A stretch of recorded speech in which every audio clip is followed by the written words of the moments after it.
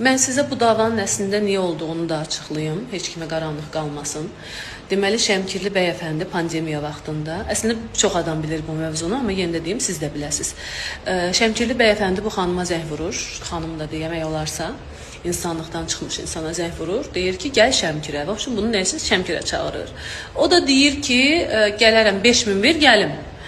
O da deyir ki 5000 cəma sənə 500 manat verir. Mən sənə niyə 5000 verirəm? Bu söhbətdə hamamda olur. Hamamda da bir neçə adam qrupla, nəysə ki kişilər qrupla bu insanı yığıbmış.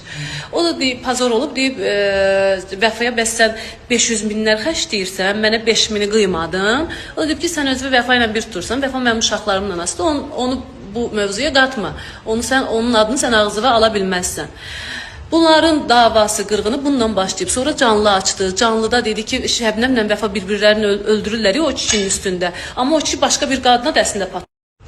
Mənim də o vaxtlar sevən vaxtlarımdır, normaldır, qısqanıram, inanmıram, belə bir şey olar.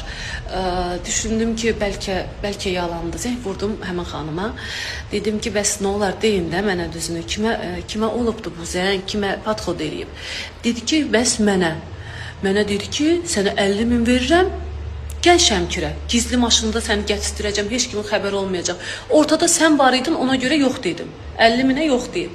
Sonra mövzu açıldı. Mən o adamla dava elədim. Sonra mənə şahidlər gətirdi. Bax, filan kəs olub, xəttə filan kəs də olub. O məndən 5000 istədi. Mən o zarafatla deyirdim ki, buralığa gəl, get.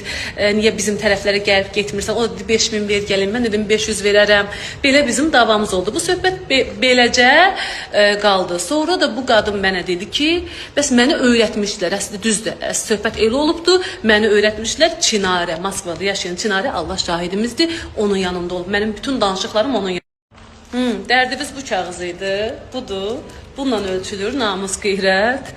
Lazım olarsa, vaxt gələrsə, onu da paylaşırım. Əlbəttə, o da əsasdır. O da vacib bir şeydir. Amma ondan vacib bir şey var.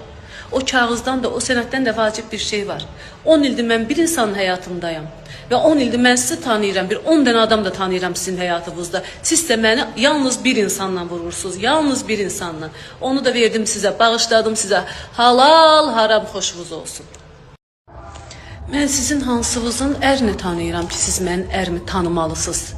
Əslində də çox gözəl tanıyırsınız. Əslində elə sizin mənlə davavız da o davadır. Amma sizə çox gözəl bir xəbərim var. Çox gözəl bir xəbərim var. Onu sizlə baş-başa buraxdım. Mən artıq bir ildir ki, o insanın həyatında yoxam. Əl çəkin məndən də, mənim evladlarımdan da əl çəkin, uzaq durun. O Famil, o da siz. Bəli, sənətdə də bir şeyi nəzərinizə çatdırım ki, Famil bəyin əsl adı Veysdir və elə bu söz-söhbətlərə görə, bu ədəbsiz, əxlaqsız qadınları məni onların ayağına verdiyinə görə mən bir ildə o insandan ayrılmışam. İnsan olaraq çox böyük hörmətim var. Uşaqlarımın atasıdır. Hər zaman hörmətini qoruyacam, saxlayacam, amma həyatımda yoxdur. Əl çəkin məndən. Davalarınızı artıq bəsdir. Gedin başqa bir kimsə çıxarsa onun həyatını artıq onunla eləyərsiniz. Mən yoxam onun həyatında.